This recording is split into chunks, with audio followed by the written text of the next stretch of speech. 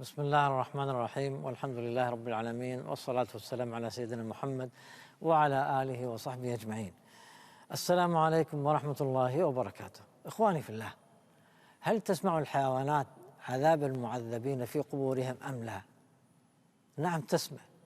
وإيش الدليل؟ اسمعوا من بين الأدلة ما رواه الإمام مسلم عن زيد بن ثابت رضي الله عنه قال: أن رسول الله صلى الله عليه وسلم كان على بغلة له في حائط لبني النجار، والحائط كما تعلمون البستان، فحادت به البغلة حتى كادت أن تلقيه، فحادت به البغلة حتى كادت أن تلقيه، يعني اهتزت اهتزاز شديد حتى كادت تلقي رسول الله صلى الله عليه وسلم وهو فوقها.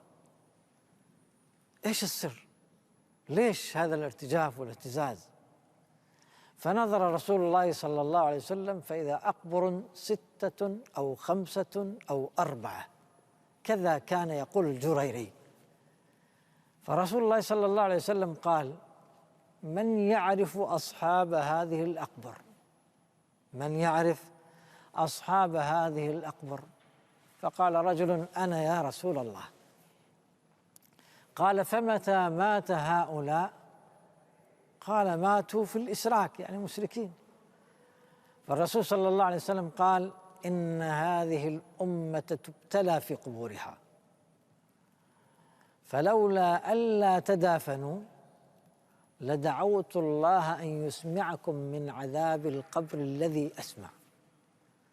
إن هذه الأمة تبتلى في قبورها، فلولا ألا تدافنوا لدعوت الله أن يسمعكم من عذاب القبر الذي أسمع. إذا معنى ذلك البغلة وهي حيوان لا يعقل، بهيمة، ليش اهتزت اهتزاز شديد حتى كادت تلقي رسول الله صلى الله عليه وسلم؟ لأنها سمعت عذاب المعذبين فخافت فارتجفت. إذا البهائم تسمع وإحنا ما نسمع. ليش؟ فلولا ألا تدافنوا لدعوت الله أن يسمعكم من عذاب القبر الذي أسمع. لما كانت هذه الحكمة منتفية في الحيوانات حق لها أن تسمع، إحنا لا، ما يمكن نسمع، وهذا من رحمة الله. بالله عليك لو سمعت عذاب المعذبين في قبورهم كيف بتدفن صاحبك وأخوك وأبوك وعمك وجدتك وكذا؟ لو سمعت عذاب المعذبين وين الستر؟ الله ستار يحب الستر، بتكون فضيحة. كل ما دفنا واحد وتعذب وسمعنا صوت عذابه هو فضيحة، الجيران والأهل والخلان بيقولوا فلان أخوه تعذب وفلان أبوه تعذب. والله يحب الستر. لو سمعنا عذاب المعذبين كل ما دفنا واحد سمعنا عذابه تنقصت علينا معيشتنا، ما نستطيع أن نعيش، لا نستطيع ناكل نشرب، لا نستطيع أن ننام، وهذا من رحمة الله. إذن إحنا ما نسمع، أما الحيوانات تسمع. إذن ما دام هناك عذاب في القبر، إذن اتق الله يا شيخ وراجع نفسك. قال تعالى: يقول يا عباد الذين آمنوا اتقوا ربكم، قل يا عباد الذين آمنوا اتقوا ربكم للذين أحسنوا في هذه الدنيا حسنة وأرض الله واسعة إنما يوفى الصابرون أجرهم بغير حساب. قل يا عبادي الذين آمنوا اتقوا ربكم للذين أحسنوا في هذه الدنيا حسنة وأرض الله واسعة إنما يوفى الصابرون أجرهم بغير حساب. يذكر ابن القيم عن عبد الحق الإشبيلي قال أن الفقيه أبو الحكم ابن برجان ذكر لهم هذه القصة، يقول: دفنا ميتا لنا بشرق إشبيليا.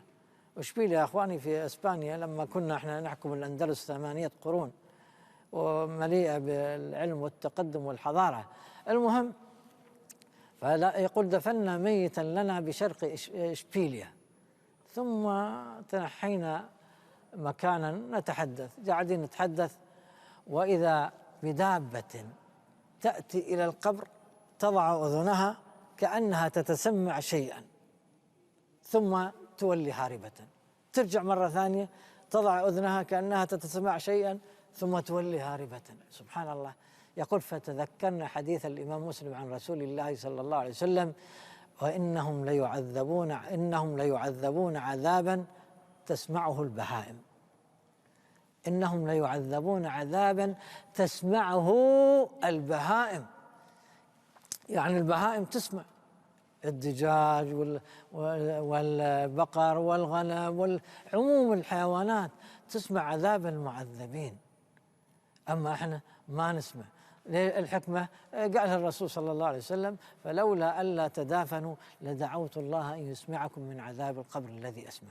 إذن يا إخواني، ما دام في القبر في عذاب، إذن نتقي الله ونراجع أنفسنا، ننتهي عن الصفحات السوداء ونستغفر منها حتى نستقبل الصفحات البيضاء، وندخل قبورنا بصفحة بيضاء من أحسن ما يمكن، ونثبت عند سؤال الملكين، وتكون قبورنا منورة مضيئة، روضة من رياض الجنة وليست حفرة من حفر النيران.